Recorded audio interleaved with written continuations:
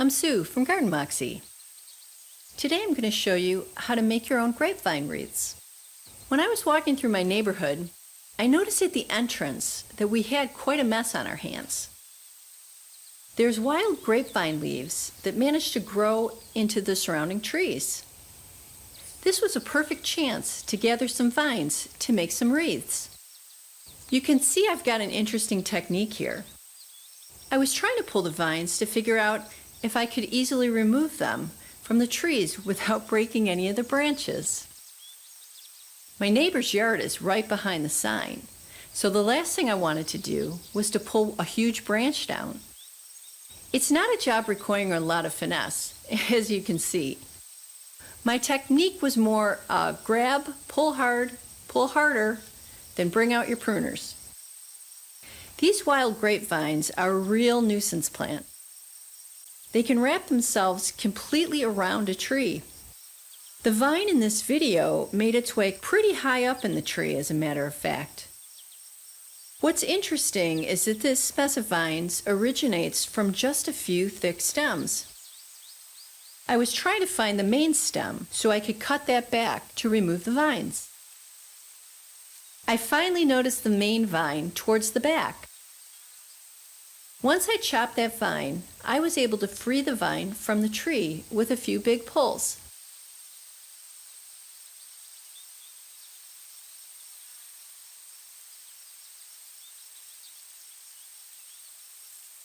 My neighbors thought I was being helpful, but honestly, as soon as I saw those vines, I knew I wanted them to make some wreaths.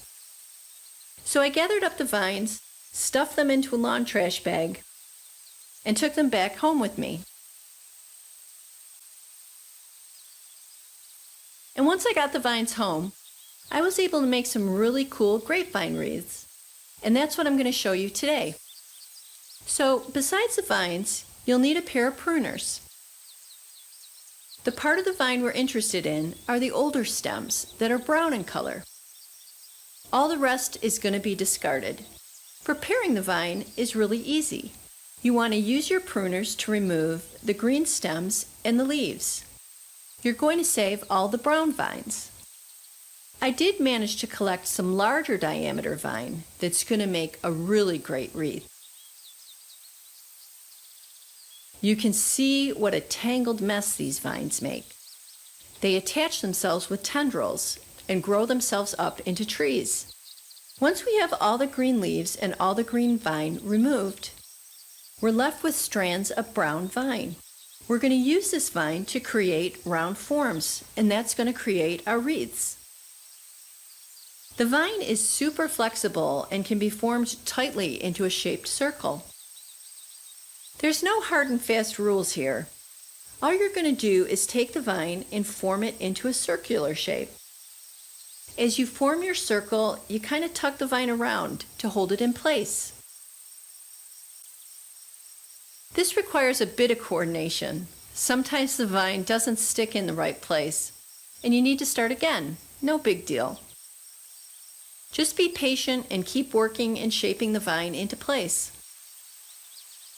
I like to find long, thin vines that I can wrap around the longer vines like a rope. I like to give the wreath a really hard squeeze to make sure that all the stems stay in place. Again, just use your pruners to remove any stems that don't fit into the shape of your wreath. I find twisting the small vines around each other helps to keep them in place as you're forming your wreath. Just add on as many stems as you'd like. You can create a wreath that's thin or one that's pretty heavy, just depending on how many vines you use.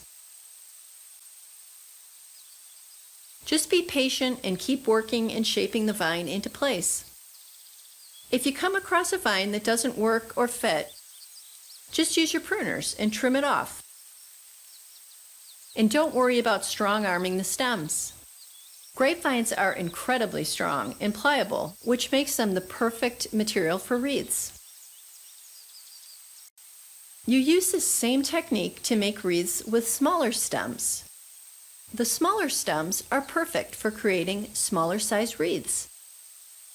One of the things I really like about the thinner stems is that they have more of the tendrils. I think the tendrils look really cool on the wreath when it's finished. And just like that, you've got yourself an awesome grapevine wreath.